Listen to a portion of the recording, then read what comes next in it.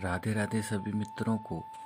मैं आचार्य शिवांश श्री राधा माधव के युगल चरणों का स्मरण करते हुए आप सभी सज्जनों का स्वागत और अभिनंदन करता हूँ।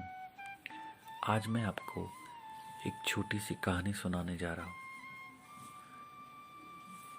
मित्रों, हम जैसे हैं हम वैसे ही रहना चाहिए। किसी और के कहने से खुद की अच्छी बातों में बदलाव नहीं करना चाहिए। पुराने समय में एक राजा जो हीरे खरीदने का बहुत शौकीन था, एक दिन उसके दरबार में हीरों का एक बड़ा व्यापारी आया। व्यापारी ने दरबार में दो एक समान हीरे रख दिए और कहा, इन दोनों में से एक हीरा असली और एक हीरा नकली है। आपके दरबार में बड़े बड़े पारखी हैं। हे राजन, आप स्वयं ही हीरों की परख कर लेते हैं। क्या आप या आपके दरबारी इनमें से कोई भी व्यक्ति इन दो में से असली हीरे को पहचान सकता है?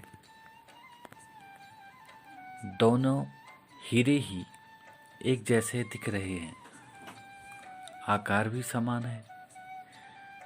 दरबारियों ने दूर दूर से ही हीरे को देखा, लेकिन कोई आगे नहीं आया। राजा को भी समझ नहीं आया कि कौन सा हीरा असली है और कौन सा नकली।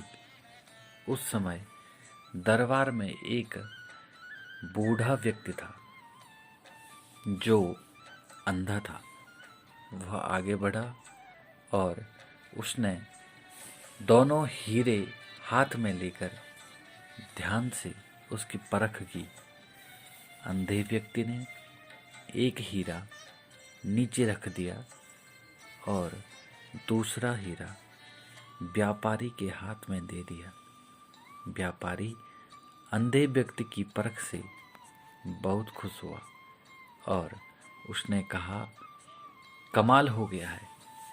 इन्हें दिखता भी नहीं है, लेकिन इन्होंने असली हीरे को बड़ी आसानी से पहचान लिया है। राजा ने अंधे व्यक्ति से पूछा, आपने असली हीरे को कैसे पहचाना? अंधा व्यक्ति बोला, हे राजन, सीधी सी बात है। असली हीरे पर आसपास के वातावरण की ठंड या गर्मी का असर नहीं पड़ता है। वह अपने ही स्वभाव में रहता है। हीरा प्रकृति से अपना अलग संतुलन बनाकर रखता है। मौसम से कभी वह प्रभावित नहीं होता है। इस कहानी से हमें क्या सीख मिलती है? इस कहानी से हमें यह सीख मिलती है कि हमें हीरे की तरह होना चाहिए। हम दूसरों की वजह से क्रोधित हो जाते हैं। दूसरों से हम संचालित होते हैं। जैसा दूसरे लोग बोलते हैं, हम वैसा ही करने लग जाते हैं। ऐसा नहीं करना चाहिए। हमें अपनी अच्छी बातों को दूसरों की वजह से बदलना नहीं चाहिए। हम जैसे हैं वैसे ही रहें। अपना अच्छा स्वभाव कभी न बदलें। राधे राधे। सभी का कल्याण।